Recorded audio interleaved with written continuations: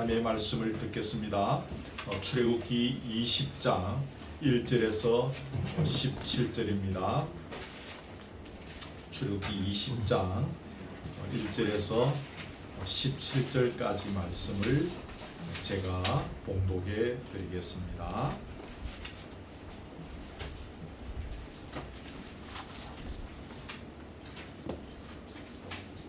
창세기 출애굽기입니다. 출애굽기 20장 1절부터 찾으신 줄 알고 봉독합니다. 하나님이 이 모든 말씀으로 말씀하여 이르시되 나는 너를 애굽 땅 종되었던 집에서 인도하여 낸 내 하나님 여호와니라. 너는 나 외에는 다른 신들을 네게 두지 말라. 너를 위하여 새긴 우상을 만들지 말고 또 위로 하늘에 있는 것이나 아래로 땅에 있는 것이나 땅 아래 물속에 있는 것에 어떤 형상도 만들지 말며 그것들에게 절하지 말며 그것들을 섬기지 말라. 나 내 하나님 여호와는 질투하는 하나님인즉 나를 미워하는 자의 죄를 갚되 아버지로부터 아들에게로 3,4대까지 이르게 하거니와 나를 사랑하고 내 계명을 지키는 자에게는 1,000대까지 은혜를 베푸느니라. 너는 내 하나님 여호와의 이름을 망령되게 부르지 말라. 여호와는 그의 이름을 망령되게 부르는 자를 죄 없다 하지 아니하리라. 안식일을 기억하여 거룩하게 지키라. 여세 동안 힘써 네 모든 일을 행할 것이나 일곱째 날은 내 하나님 여호와의 안식일인즉 너나 내 아들이나 내 딸이나 내 남종이나 내 여종이나 내 가축이나 내 문 안에 머무는 객이라도 아무 일도 하지 말라. 이는 여세 동안에 나 여호와가 하늘과 땅과 바다와 그 가운데 모든 것을 만들고 일곱째 날에 쉬었음이라. 그러므로 나 여호와가 안식일을 복되게 하여 그날을 거룩하게 하였느니라. 내 부모를 공경하라. 그래야면 내 하나님 여호와가 네게 준 땅에서 네 생명이 길리라. 살인하지 말라. 간음하지 말라. 도둑질하지 말라. 내 이웃에 대하여 거짓 증거하지 말라. 내 이웃의 집을 탐내지 말라. 내 이웃의 아내나 그의 남종이나 그의 여종이나 그의 소나 그의 나귀나 물은 내 이웃의 소유를 탐내지 말라. 아멘. 스피커 음성이 적당합니까? 작습니까? 저는 여기서 최대한 올렸는데 지난주에 좀 소리가 작다는 분이 계셔서 괜찮습니까? 여기서는 제가 최대로 올렸습니다.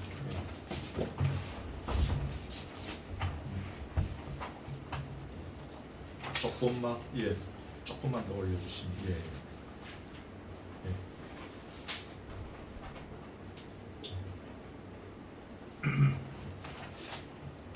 감사합니다.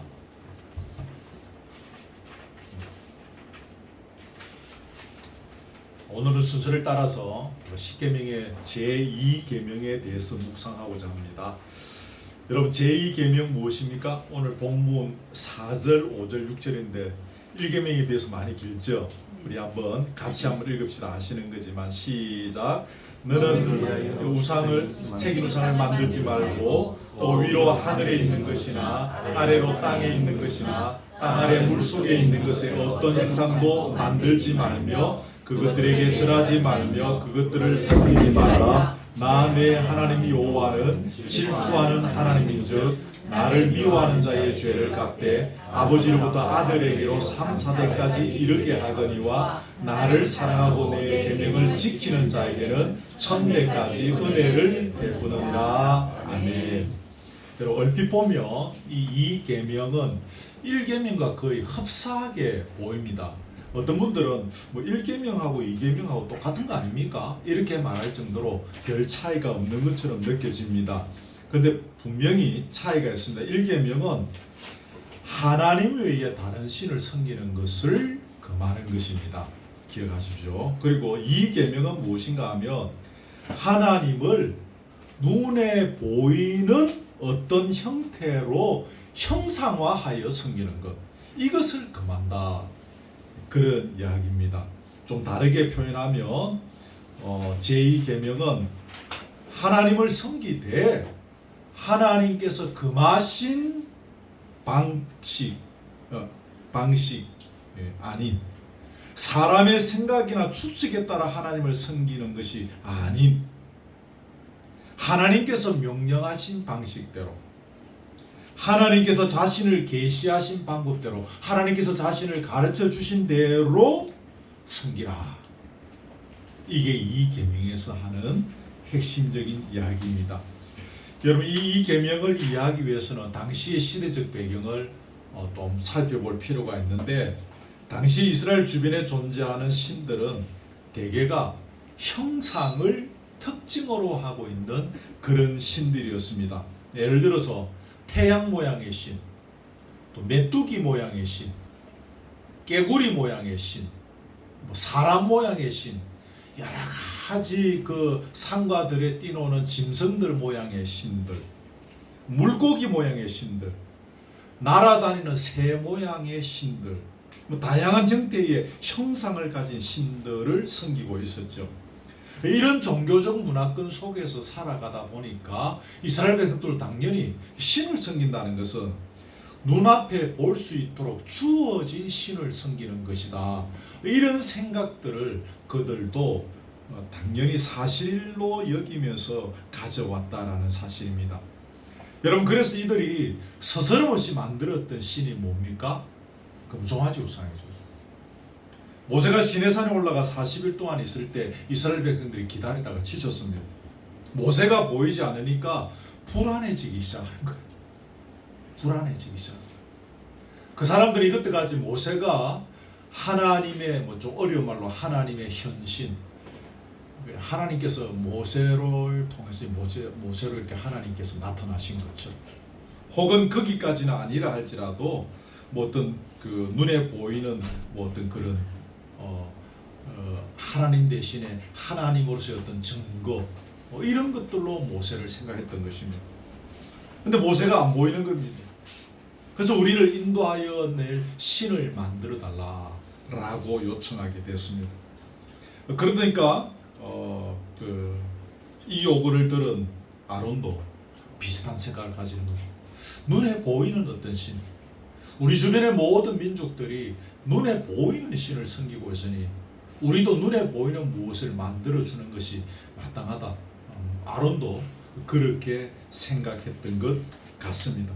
그래서 아론이 금으로 송아지 모양의 신상을 만들었습니다. 이것이 너희를 애굽에서 인도하여 낸 신이다 그랬죠. 이 말은 아주 의미심장한 말입니다. 이스라엘 백성들이 여호와를 섬기지 않겠다고 한 것이 아닙니다, 여러분. 여호와 하나님을 섬긴다고 생각했습니다. 여호와 하나님을 알고 경배하고 그를 따른다라고 생각했습니다. 다른 신을 섬긴 게 아니었습니다. 문제는 여호와 하나님을 섬기되 하나의 상을 만들어 놓고 그 하나님을 눈으로 볼 수 있게 한 것이 문제인 것입니다. 다시 말하면 하나님을 섬기되 이방인들이 섬기는 방식으로 섬기려고 한 것입니다. 오랫도록 몸담고 살았던 주변의 많은 그런 민족들의 그런 그 종교적 문화에 익숙한 사람들에게는 참으로 자연스러운 것입니다. 우리도 당연히 눈에 보이는 하나님을 만들어서 섬기는 것이 당연하다. 모세가 지금 안 보이니 모세를 우리는 하나님 대신에 섬기면서 거의 하나님 수준으로 이 사람들이 따랐는데 모세가 40일 동안 안 나타나는 것입니다. 우리에게 우리를 섬기고 우리를 인도할 신을 달라는 게 그런 의미인 것입니다. 그래서 아론이 그렇게 해서 그런 의미의 금송아지를 그들에게 만들어준 것입니다. 그러면 여러분, 여호와 하나님을 표현하는 데 있어서 왜 송아지 모양을 그 사람들이 특별히 아론이 선택했을까요? 송아지는 히브리 원어 의미로 보면 여기 그 송아지는 1년생 수송아지라고 합니다. 아주 막 이제 이게 다른 말로 하면 아주 막 힘이 막강할 때 아주 그 강력한 파워를 상징하는 그런 의미를 갖고 있다고 합니다. 그래서 금송아지 만들어 놓고 강한 팔로 너희를 애굽에서 인도하여 낸 신이 바로 이것이다. 이 송아지상에 그것을 담아내려고 한 것입니다. 말로는 여호와 하나님 섬긴다고 하면서 사실은 1년생 수송아지가 가지고 있는 그 자연의 힘, 파워, 그것을 섬기는 결과가 되는 것입니다. 이것을 잘 기억하십시오. 그래서 여러분 이 외에도 구약 성경에 보면 하나님을 상으로 만들어 섬긴 애들이 들어 있습니다. 그 미가 아시죠? 미가 선지자라서 그 미가의 어머니가 집에 있는 은을 전부 다 끌어모아서 그것으로 신상을 만들어서 그렇게 섬겼던 예가 있습니다. 솔로몬 시대 이후에 왕국이 두 개로 나눠지죠. 예루살렘은 남쪽에 있습니다. 북왕국에 있는 사람들이 남쪽 예루살렘까지 절기 때 제사를 지내기 위해서 내려갑니다. 북왕국의 통치자가 불안한 것입니다. 저 사람들이 남쪽에 예루살렘에 내려가서 제사로 지내러 갔다가 아마 거기서 마음이 변해서 안 돌아오면 어떻게 할까? 그래서 그때도 금송아지죠. 북왕국의 두 개를 단과 베델 두 군데 세워놓고 야 너희들 여기 하나님 있다. 여기서 경배하고 여기서 제사 드리고 여기서 하나님 섬기라. 자 그렇게 한 경우들이 있는 거죠. 그럼 여러분 다음 중요한 것 하나를 이야기를 같이 나누려고 하는데 왜 하나님을 형상을 통해서 섬길 수 없는가? 그렇게 우리를 아주 그 강력한 파워로 애굽에서 인도해내시고 앞으로도 그렇게 강력한 파워로 인도해내실 그 하나님이라는 관점에서 금송아지상 만들어 놓고 섬기면 안 되나 이거야. 그거 잘못됐나 이거야. 하나님 파워가 있는 우리를 그렇게 인도하신 1년생 수송아지와 같은 그런 능력 있는 분이 아니냐 이거야. 왜 그렇게 해서는 안 되냐 이거죠. 이게 중요한 것입니다. 주부에 있는데 첫째는 무엇입니까? 하나님은 영이시기 때문입니다. 이 굉장히 중요합니다. 하나님이 영이라는 속성은 하나님의 하나님 되심을 보여주는 아주 중요한 속성입니다. 하나님의 속성 전에 여러분들 제가 그때 지난 교회 있을 때 여러분에게 좀 가르쳐드린 것 같은데 하나님의 속성 중에 대표적인 것이 하나님은 영이신 분이십니다. 방금 말씀드린 대로 하나님의 하나님 되심을 보여주는 아주 중요한 속성입니다. 왜 이것이 아주 중요한 속성인가 하면 하나님은 영이 아니시면 하나님은 무한하실 수 없습니다. 맞죠? 맞습니까? 아멘. 무한하실 수 없는 거예요. 무한하신 하나님인데 영이 없으시면 영이 아니시라면 안 되잖아요. 영이 아닌 육체는 제한이 있습니다. 물질은 한 장소를 넘어설 수 없습니다. 이 마이크는 이 장소를 넘어설 수 없습니다. 이 마이크가 여기도 있고 저기도 있고 지금 미국에 가 있을 수가 없는 것이죠. 두 번째는 하나님은 영이 아니라면 영원하실 수가 없습니다. 영원할 수 없잖아요. 그죠? 영이 아닌데. 또 하나님이 영이 아니시라면 온 세상에 충만할 수가 없습니다. 영이시기 때문에 여러분의 가정에도 계시고 저의 가정에도 계시고 우리의 모임에도 계시고 온 천지 사방에 지금 예배드리는 한국 교회 위에 계시는 거죠. 아멘. 그래서 하나님이 영이시라는 속성이 중요하고 하나님은 영이시기 때문에 하나님을 형상을 통해서 섬길 수가 없는 것입니다. 하나님이 영이라는 사실은 하나님이 나머지 속성 모두를 규정짓는 아주 중요한 속성입니다. 근데 하나님의 형상화하는 순간에 무엇으로 만들어서 경배하는 순간에 영이신 하나님의 속성이 파괴되는 것입니다. 하나님의 하나님 되심이 파괴되는 것입니다. 하나님이라고 생각하고 만들었지만 아론이 이스라엘 백성들이 그 금송아지를 하나님이라고 생각하고 만들고 섬겼지만 그것은 하나님이 더 이상 아닙니다. 하나님은 영이시기 때문에 하나님을 본 사람은 아무도 없습니다. 그래서 하나님을 볼 수 있는 존재로 생각하는 순간에 그 존재는 이미 하나님이 아닌 것입니다. 하나님을 본 사람이 아무도 없는데 우리가 하나님을 무엇으로 만드는 순간에 더 이상 그것은 하나님이 아닌 것입니다. 왜 하나님을 형상을 통해서 섬길 수 없는가? 두 번째 이유입니다. 하나님은 무소부재하시기 때문에. 오늘 조금 설교가 조금 이론적인 성경공부적인 측면이 있기는 하지만 여러분이 좀 알아야 할 아주 중요한 내용들입니다. 하나님은 어디에나 존재하시는 분입니다. 근데 하나님을 형상하는 순간에 하나님은 더 이상 무소부재하신 분이 아닙니다. 여기 금송아지 만들어놨습니다. 하나님이 여기 계신 여러분의 집에는 있을 수가 없습니다. 여러분의 아들의 가정에 하나님이 있을 수가 없습니다. 하나님이 여기에만 계셔야 되는 것입니다. 지정된 한 곳에만 가시는 분이 됩니다. 왜 사람들이 한 곳에다가 상을 만들어 세워두고 하나님을 섬기려고 했습니까? 눈으로 볼 수도 없고 무소부재하시다면 아까 말씀드린 불안하기 때문에, 내가 섬기는 신이 어디에 있는지 잘 모르면 불안한 것입니다. 옆집에 박집사에게 막 복 빌어주러 막 거기 가시고 거기에 전념하고 계신가 싶어서 불안한 것입니다. 그래서 내가 섬기는 신이 어디 있는지 확실하게 모르면 불안하고, 그래서 마음의 안정을 찾기 위해서 형상을 만들어서 한 군데에 모셔두고 내가 늘 보려고 하는 것입니다. 아이가 엄마가 없으면은 처음에 좀 한 몇 시간 놀다가 계속 엄마가 나타나지 않으면 뭐 이상해지고 불안해지기 시작하고, 그리고 아이가 울잖아요. 5만 그릇 다 갖다 줘도 아이는 웁니다. 그러니까 엄마가 짜잔 나타나면 울음을 그치지 않습니까? 그와 비슷한 이치라고 여러분이 생각하시면 될 것입니다. 세 번째 이유입니다.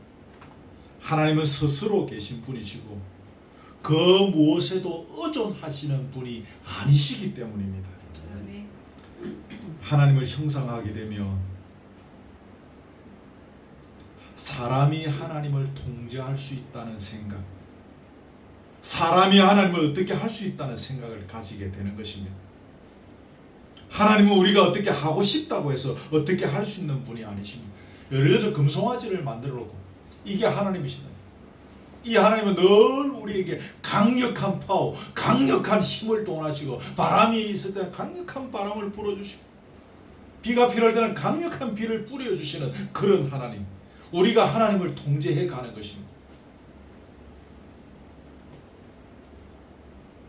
우리가 하나님을 어떻게 막 만들어 가는 것입니다. 하나님은 우리가 어떻게 하고 싶다고 해서 어떻게 할 수 있는 분이 아닙니다. 하나님께서 이스라엘 백성을 택하신 것이, 이스라엘 백성들이 하나님 우리를 좀 택해 주세요 라고 해서 하나님께서 그들을 택하셨습니까? 하나님 스스로, 하나님의 마음에, 우리 식대로 표현하면 자원하는 마음으로 하나님께서 이스라엘 백성을 택하셨습니다. 하나님께서 이스라엘 백성들을 애굽에서 끄집어내서 인도하신 것 하나님께서 스스로 하셨습니다.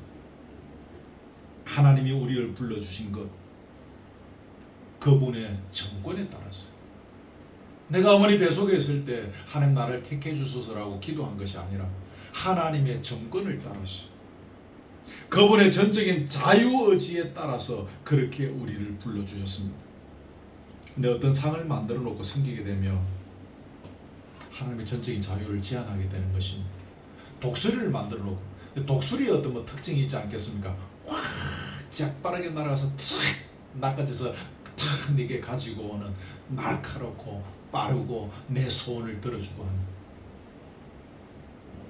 우리는 이제 그런 하나님을 만들어가는 거예요. 하나님을 그렇게 우리가 통제하려고 드는 거죠. 상을 만들게 된 것이 그렇게 되었기 때문에 우리가 상을 만들면 스스로 계신 하나님을 제한하고 무엇에도 의존하지 아니하시는 하나님을 제한하게 되는 것이기 때문에, 그래서 형상화할 수가 없는 것입니다. 네 번째 보시면 형상화의 위험이라고 제가 적어놨습니다. 이처럼 영이신 하나님을 형상화하며 매우 위험합니다. 뭐 여러분이 잘 아시는 그런 예화지만, 눈이 보이지 않는 세 사람이 제각각 코끼리를 만졌다라고 칩시다. 어떤 사람은 이제 그 뭐 코끼리 코를 만져주니까 길쭉한 것입니다. 코끼리 뱀처럼 생긴 것이다. 또 코끼리 뭐 다리를 만진 사람은 코끼리 아주 굵고 뭐 그런 기다란 그런 기둥 같은 것이다. 배를 만진 사람은 뭐 딱딱한 벽과 같다라고 할 것입니다. 어느 한 부분을 만져보고 그것이 코끼리의 전부인 것처럼 오해했기 때문이죠. 마찬가지로 하나님을 형상화하는 것도 코끼리 신체의 일부를 만지고 그것이 코끼리의 전부이냐 오해하는 것처럼 그렇게 될 수밖에 없다는 것입니다. 하나님을 형상화해서 하나님의 속성이 왜곡된다면, 그래서 하나님에 대한 지식을 잃어버리게 된다면 그것만큼 위험한 일이 어디 있겠습니까? 지난주에 호세아서를 잠깐 나왔는데 하나님을 아는 지식이 없다라는 이야기가 호세아서에 나왔다고 했지 않습니까? 우리에게 정말 중요한 것이 하나님을 아는 지식이 회복되어지는 것입니다. 하나님에 대한 지식을 잃어버리게 되는 것입니다. 하나님의 속성이 왜곡되는 것입니다. 그래서 이것이 굉장히 위험한 일이다라는 것입니다. 다섯 번째 하나는 하나님을 형상화하며 하나님께 엄청난 모욕이 된다는 사실입니다. 천지 만물의 창조주십니다. 무한하신 분이십니다. 이런 분을 유한한 일개 피조물의 어떤 하나의 형상으로 나타내는 것은 그분에게 얼마나 큰 모욕을 주는 일이겠습니까? 여러분, 그렇지. 전능하신 하나님의 위대함, 하나님의 위엄, 하나님의 높으심, 하나님의 영광, 하나님의 어떤 능력,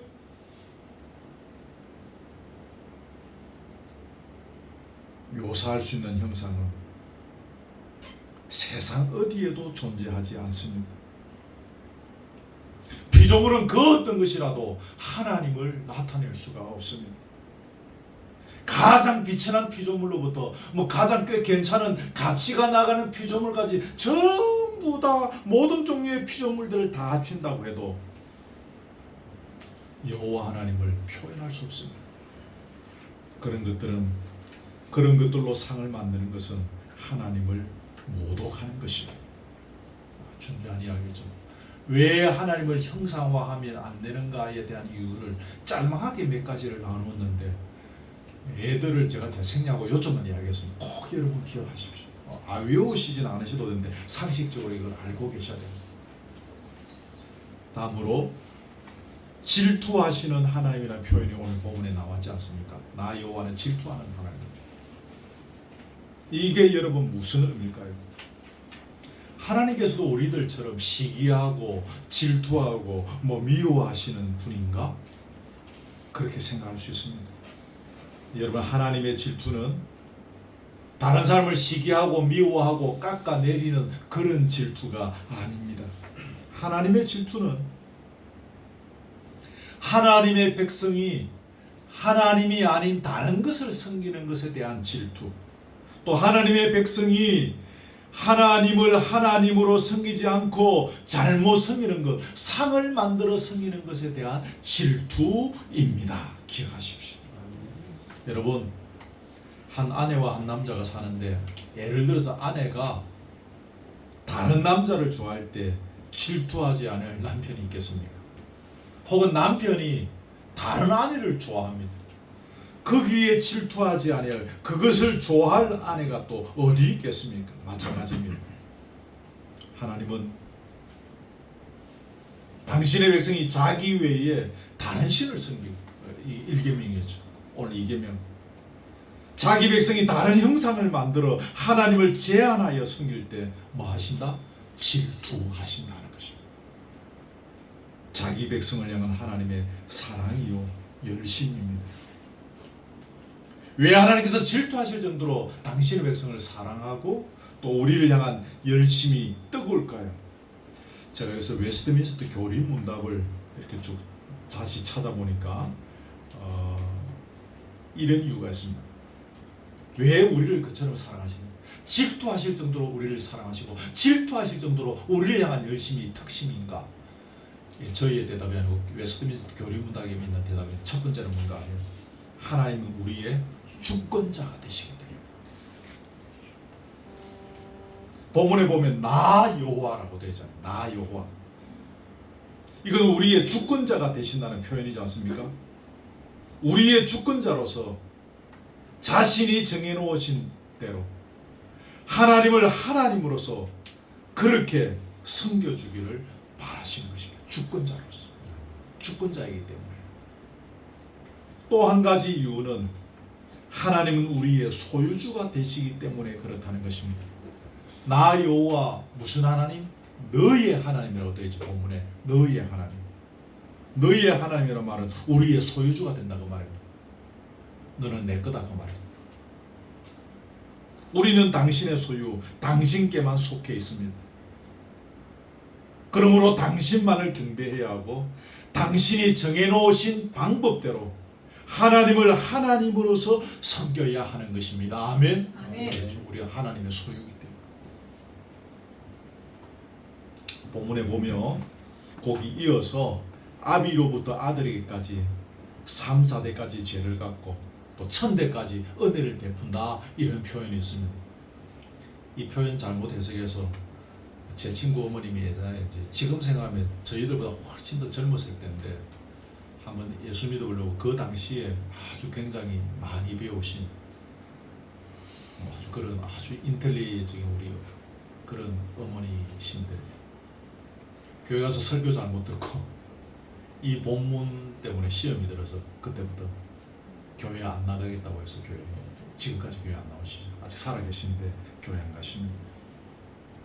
여러분, 이 표현은 하나님의 질투가 녹아있는 문장입니다.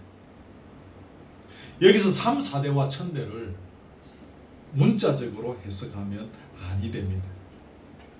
만일에 우리가 하나님의 계명을 지키지 아니하고 방만하게 살아가고 있습니다. 예를 들어서.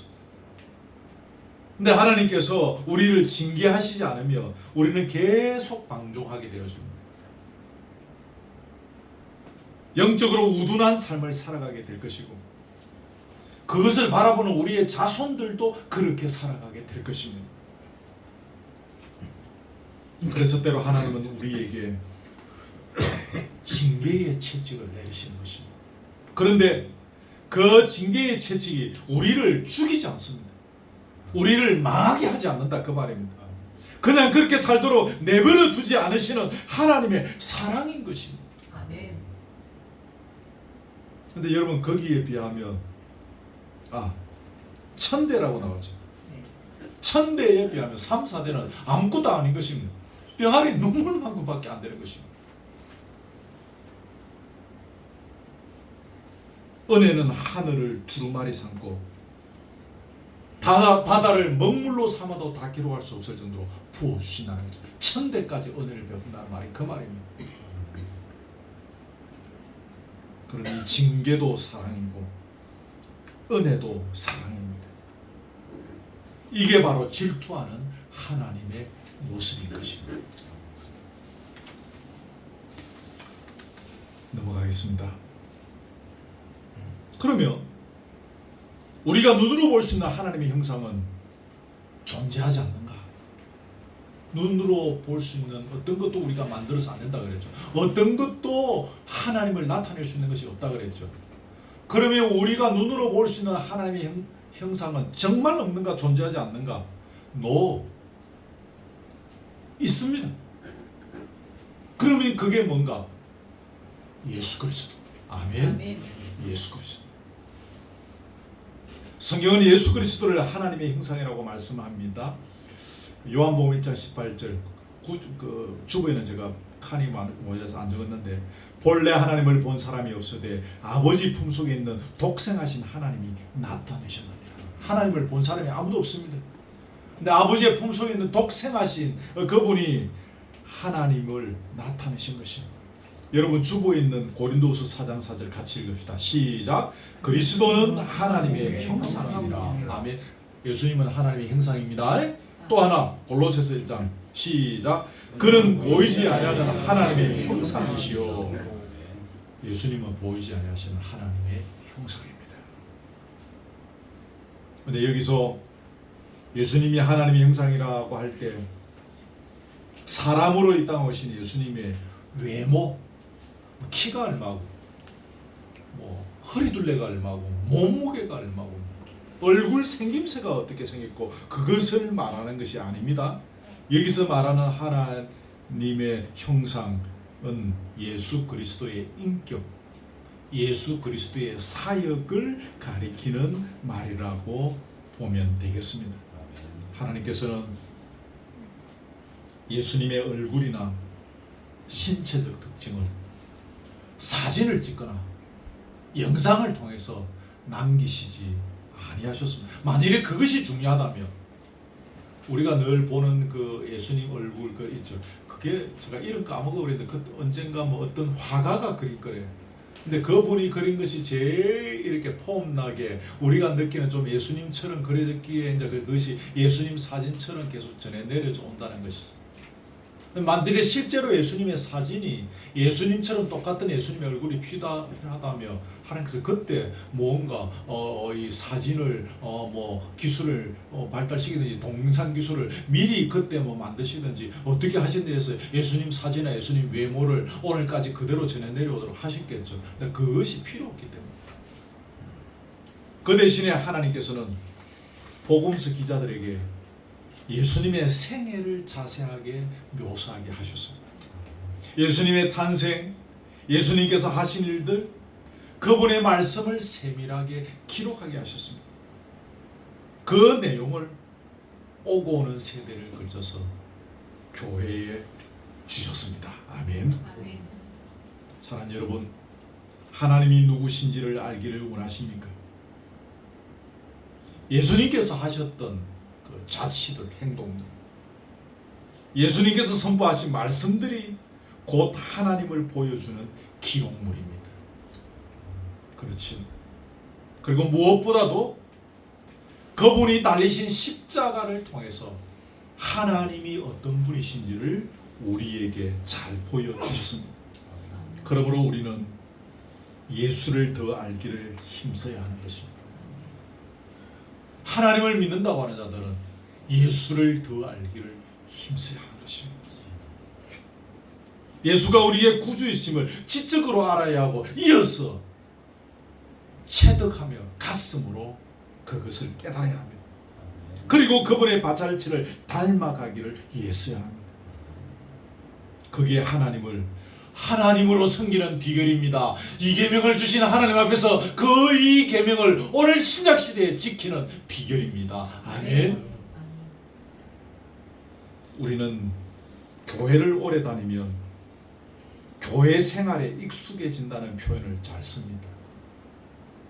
그런데 여러분, 교회 생활에 익숙하다는 말의 진정한 의미는 교회의 제도와 교회의 시스템에 익숙해졌다는 말이 아니라 예수를 더 깊이 알고 예수의 발자취를 더 진득하게 걸어가고 있다는 의미입니다.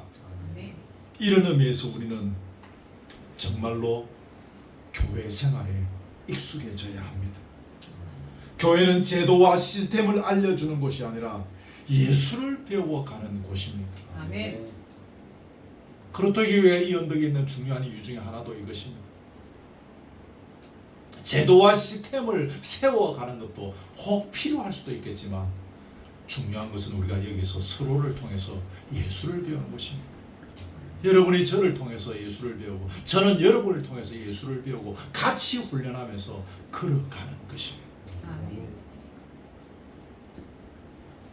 마지막으로 이 제2계명은 오늘날도 적용될 수 있는가 하는 것입니다.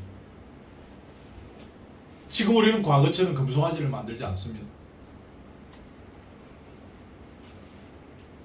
어떤 성상을 만들어서 거기 그 안에 딱 들어가면서 그 성상에 손 모아서 절 한번 하고 들어가고 그렇게 하지도 않습니다. 교회에서 어떤 상을 만들어서 하나님을 대신하고 있지도 않습니다. 여기 뭐 상 만들어서 여기에 뭐 경배하고 절하라 그러고 그러지 않습니다. 그렇기 때문에 오늘날 제2계명은 타당성을 잃었다. 오늘날 이 계명은 적용할 데가 없다라고 말씀하시는 분들도 의외로 많습니다. 하지만 제2계명의 근본 정신을 생각해 보면 형상을 만드는 그 자체도 문제지만, 그래서 우리 형상 안 만든다고 해서 아무 문제가 없는 것이 아니라 그 형상을 만드는 배후에 있는 인간의 생각, 형상을 만들어 하나님을 지배하고자 하는 생각, 마음이 문제라는 것입니다. 다시 말해서 하나님을 하나님으로 믿는 게 아니라, 갈로 열고 성경이 제시하고 있는 하나님을 하나님 그대로 믿는 것이 아니라 우리 자신이 만들어낸 하나님을 믿고 있을 수 있다는 것입니다.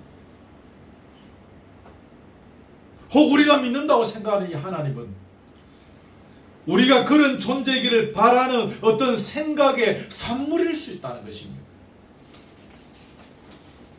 예를 들어서 어떤 분은 하나님은 사랑의 하나님이시다, 항상 좋은 분입니다, 한없이 부드럽고 한없이 자비롭고 모든 것을 다 용서해 주시는 마음씨 좋은 외할아버지 같은 분이시다. 외할아버지, 저는 외할아버님이 아주 인상적이에요. 저한테 그렇게 생각할 수 있습니다. 그래서 찬양 중에 그 있잖아요. 좋으신 하나님, 좋으신 하나님. 제가 어린 다른데 어디 설교하러 갔고 설교 시작할 때 그냥 탁 쓰자마자 반주 좀 넣어달라고 그 찬양 딱 하면 설교하기 전에 은혜 다 받아보고 뭐 아줌마들 몇 명 앉아서 눈물 흘리고 있습니다. 그렇죠. 이렇게 찬송하면서 만족해하고 그것으로 나와 하나님과의 관계가 다 형성된 것처럼 생각할 수도 있습니다. 사랑의 하나님 아니라는 건 절대로 아닙니다. 그와 반대로 어떤 분은 하나님은 아주 무서운 분이다, 죄에 대하여 심판하고 징벌하시는 분이다, 우리가 잘못할 때 항상 회초리 들고 책망하시는 분이라고 생각하는 분들도 많습니다.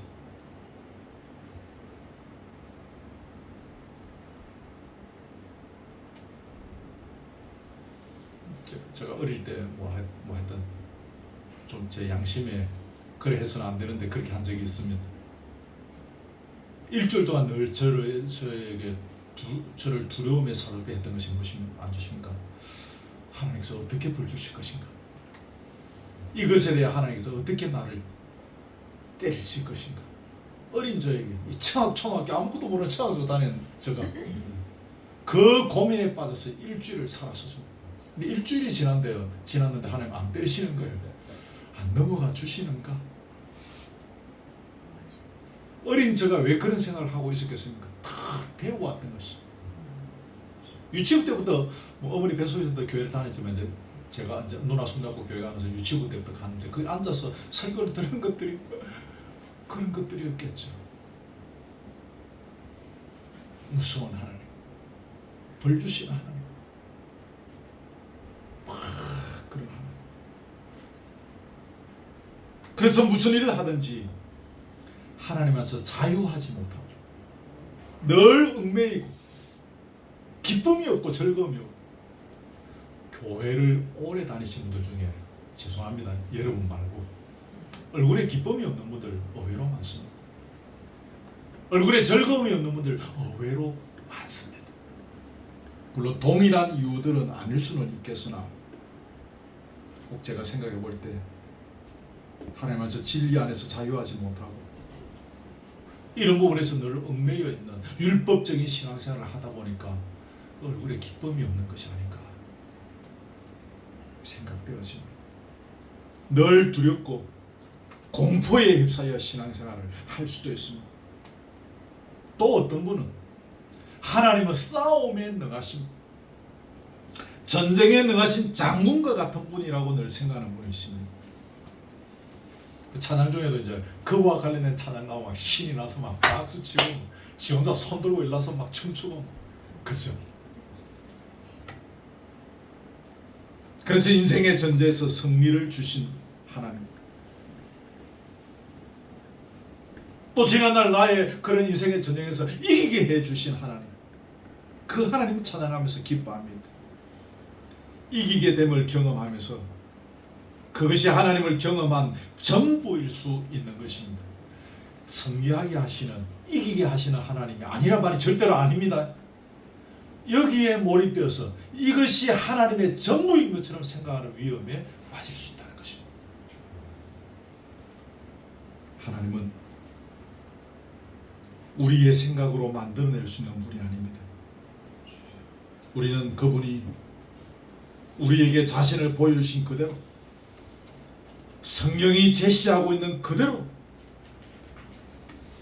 하나님을 섬기고 또 하나님을 예배해야 하는 것입니다. 오늘 시간이 없어서 다 말할 수 없었는데, 또 어떤 그 서적들에 보면 이 이계명은 예배와 관련된 것이라고, 굉장히 주로 좀 보수주의적으로 가까운 학자일수록 제2계명은 예배와 관계된 것이라고 굉장히 강조하시는 분들이 많습니다. 그 말도 맞습니다. 그런데 오늘 거기까지 다 이야기할 수 없어서 제가 생략합니다. 예배, 그래서 모든 것 다 우리 개혁주의 신앙이 그렇지 않습니까? 상으로 하나님 대신에 섬길 만한 것들 교회가 다 파하고, 어떤 교회는 심지어 십자가 조사도 다 걷어버리는 교회도 있습니다. 그냥 뭐 색깔 아무것도 없는 데서 의자만 놓고 예배 드리기도 합니다. 물론 이제 뭐 생각이 나름인데, 그 예배를 통해서 특별히 예배에 하나님께서 계시하지 아니한 사람을 즐겁게 하는 어떤 그런 순서들이 예배 시간에 참 많습니다. 여러분 방송 들어보시면, 유튜브 들어서 어떤 유명하다는 교회 혹시 들어가서 보시면 자세히 보면 사람을 즐겁게 하고 사람을 기쁘게 하고 사람을 만족하게 할 만한 순서들 많습니다. 뭐예요? 그 이제 비추어 보면, 이 계명에 비추어 보면 하나님께서 정해놓으신 방법대로, 하나님께서 말씀하시는 대로 예배 드려야 하고, 또 그렇게 하나님을 섬겨야 하는 것입니다. 오늘 원론적인 부분들만 가지고 좀 나누었습니다. 그러나 아까 마지막에 말씀드린 대로 이 계명 여전히 오늘 이 시대에 우리가 적용해야 될 중요한 부분이 있는 것입니다. 마음에 자기가 만든 하나님이 얼마나 많습니까? 목사가 돼서 여기까지 오면서 또 인생의 반은 그냥 성도로, 인생의 반은 목회자로 여기까지 걸어왔는데, 제가 경험하고 만나본 많은 분들은 죄송합니다, 하나님을 자기의 마음속에 만들어 놓은 것입니다. 그 자기 마음속에 만들어 놓은 어떤 것을 하나님이라고 섬기는 것입니다. 거기에 예배드리고, 거기에 11조하고, 거기에 충성봉사하고, 그 하나님 막 전도한다고 하면서 사람 막 전도하고. 우리는 성경이 계시하고요, 말씀이 이야기하고. 그래서 아까 하나님은 예수님을 사진으로 보여주지 않으시고 동영상으로 남기지 않으시고 말씀으로 남기신 거죠. 예수님을 본 그 제자들의 입술을 통해서 예수님의 흔적, 예수님께 가르친 교훈들을 오늘 이 시대의 교회에 남기셨죠. 그래서 우리는 하나님 말씀을 더 깊이 알아가야 하고, 정확하게 알아가야 하고, 죽을 때까지 알아가야 하는 것 같아요. 제가 죄송하지만 옛날 원고들 보면 설교 잘못한 것들 들어 있습니다. 그렇게 제 나름대로 애쓰고 고민하면서 저는 늘 설교 원고를 그렇게 만들거든 해도 저도 모르고 그냥 하는 거예요. 그 다음에 그 본문 갖고 설교하려고 하다가 보면 10년 전에 했던 이 설교 이게 이 부분이 틀렸구나. 저 혼자 하는 겁니다. 아찔한 거. 그러니까 우리가 그만큼 말씀을 알아가는 일에 평생이 걸리는 것입니다. 좋은 설교자들 혹은 좋은 메시지를 전하시는 분들의 그런 강의들 많이 듣고, 또 나도 기도하고 나도 성경 읽고, 그렇게 하면서 주님께서 주시는 영감이 더하여지고, 그러면서 말씀을 알아가고 그 말씀을 우리 각자의 삶에 적응해 가는 것입니다.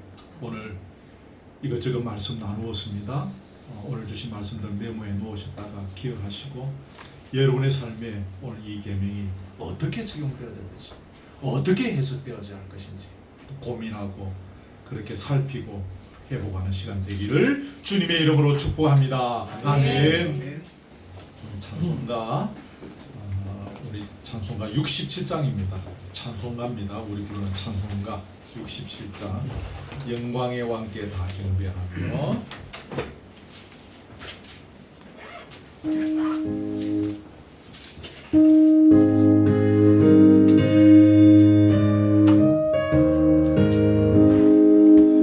영광의 왕께 다 경배하며 거룩하신 사랑 늘 찬송하라. 예부터 영원히 참방 계시니 그 영광의 주를 다 찬송하라. 능력과 은혜 다 찬송하라. 그 오슬의 빛 그 짚은 궁창 노래 소리로 주모하시고 어둠의 날개로 달려가신다. 아름답고 놀라운 일이 가득하니 다 주의 조화. 은인산 명령이 도착이하니 저 푸른 바다는 옷자락이라. 질거룩같이 연약한 인생 주시하여 늘 강건하라. 온 백성 지으신 만왕이신 그 자비 영원히 변함없어라.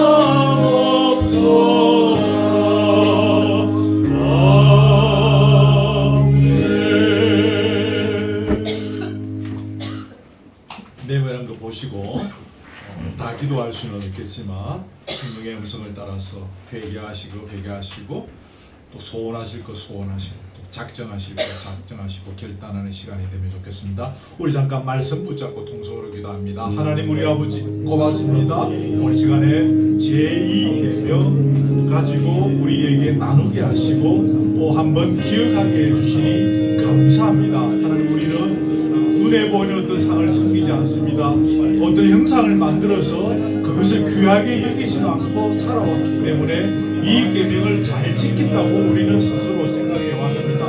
그러나 우리는 오늘 이 말씀을 통해서 돌아봅니다. 우리 마음속에 우리가 생각하는 우리가 원하는 하나님이 그렇게 되기를 원하는 그래서 하나님을 조성해 가고자 하는 우리가 원하는 하나님으로 만들어 가려고 하는 또 우리가 원하는 하나님을 만들어서 섬기는 그런 어리석은 신앙의 습관들 우리 속에 혹 있음을 돌아보게 되었습니다. 오 성령이여 이 시간에 우리의 눈을 열었습니다. 혹 우리가 이 계명을 범하고 있는 것은 아닌지 우리가 이 말씀 앞에서 부끄러움 있는 것은 아닌지 돌아보는 시간이 되어지기를 간절히 원합니다. 하나님은 영이시기 때문에 주여 상을 만들어서 섬길 수 없다고 했습니다. 하나님은 무한하신 분이시고 하나님은 영원하신 분이시고 그 하나님의 속성을 바로 알고 그 하나님의 속성을 제대로 알고 하나님을 하나님 되게 성령이 계시하고 있는 하나님을 정확하게 제대로 섬기고 제대로 예배할 수 있는 우리의 삶이 되어지기를 원합니다. 주여 열어주옵소서. 알게 하여 주옵소서. 깨닫게 하여 주옵소서. 하나님의 마음을 아프지 않게 하여 주옵소서. 하나님의 마음을 습습하지 않게 하여 주옵소서. 우리는 하나님의 형상을 만들 수 없어요. 하나님께서 독생하신 예수 그리스도를 통하여 하나님의 형상을 우리에게 보여주셨습니다. 주여 우리의 눈을 열어서 예수 그리스도의 말씀을 보게 하시며 예수 그리스도의 흔적을 보게 하시며 그분을 닮아가며 그분의 족적을 눈에가며 거룩한 신의 성품에 참여함으로 말미암아 이 계명을 온전히 지켜갈 수 있는 저희들 되게 해 주시옵소서. 할렐루야. 불쌍히시고 은혜를 하여 주시옵소서. 하나님, 오늘 두 번째 번째 계명을 가지고 잠시 나누었습니다. 늘 기도드리옵는 대로 오늘 나누지 못한 것까지 주여 성령으로 우리 교우들의 눈을 활짝 열어주셔서 깨닫게 하시고 발견하게 하시고 누리게 하시고 결단하게 하시고 특별히 눈에 보이는 하나님의 영상을 우리에게 허락하신 예수 그리스도의 족적과 예수 그리스도의 말씀을 귀하게 여기고 그분의 성품 그분의 말씀을 순종하며 따라가는 가운데 신의 성품에 참여하는 저희들 되게 해 주옵소서. 교회를 오래 다니고 교회 생활에 익숙한 교회의 제도와 교회의 시스템에 익숙한 저희들이 아니라 예수 그리스도에 익숙한 예수 그리스도의 발자취를 따라가는 거기에 익숙한 저희들의 삶이 되게 해 주시옵소서. 오늘 주신 말씀 각자의 믿음의 분량에 따라 지혜롭게 잘 적용되게 하시고 혹시 어려워서 깨닫지 못했던 것들 한 주간 기도하는 가운데 성령의 인도하심을 더 깊이 깨닫게 해주셔서 오늘의 말씀이 각자의 신앙의 삶에 발전이 있고 성숙이 있는 기회가 될 수 있도록 간섭해 주시옵소서. 귀한 예물 주님 앞에 드립니다. 이 예물 받으시고 주의 교회가 든든히 서가는 일에 주님의 이름이 드러나는 일에 아름답게 사용되어 줄 수 있도록 은혜를 더하여 주옵소서. 예배에 참여하지 못한 교우들 기억하시고 이 시간 주의 은혜의 손길로 역사해 주옵소서. 우리 오늘도 수영교회 교우들 이렇게도 함께 와서 예배드립니다. 사랑하는 이 교우들의 이 아름다움을 주님이 아십니다. 그리스도의 귀한 성품을 닮아가고자 해서는 이들의 노고를 주님이 기억하시고 하늘의 기름진 것과 땅의 풍성한 것으로 복 내려 주시기를 간절히 소원드립니다. 또 오늘 특별히 귀한 음식을 준비해 와서 섬깁니다. 어제 그렇게 비가 오는 가운데 음식을 또 이렇게 또 가지고 오고 또 오늘 함께 우리가 먹고 마십니다. 이 수고를 주님이 아시오니 주께서 갚아주시고 우리는 말로만 그저 이들에게 고맙다는 말밖에 하지 못하지만 주님이 베푸실 수 있는 큰 은혜와 능력과 복으로 역사해 주시기를 원하며 우리 또 함께 먹고 마시는 가운데 육의 힘을 얻을 뿐만 아니라 위로받고 회복하는 영의 강건함을 얻는 자리가 되게 해 주시옵소서. 오후의 교제의 자리에도 함께 하시고 먹고 마시며 서로 함께 삶을 나눌 때에 기쁨이 회복되게 하시고 눈물이 닦임을 얻는 자리, 은혜가 넘치는 자리, 풍성한 그런 자리가 되게 해 주시옵소서. 예수 그리스도의 은혜와 하나님의 사랑과 성령의 교통하심이 우리 마음대로 우리 생각대로 하나님을 섬기려고 덤비는 것이 아니라 하나님께서 계시하신 그대로 하나님을 하나님답게 믿고 섬기며 예배하기를 결단하는 사랑하는 우리 교우들 머리 위에 지금부터 영원토록 함께 있을지어다. 아멘.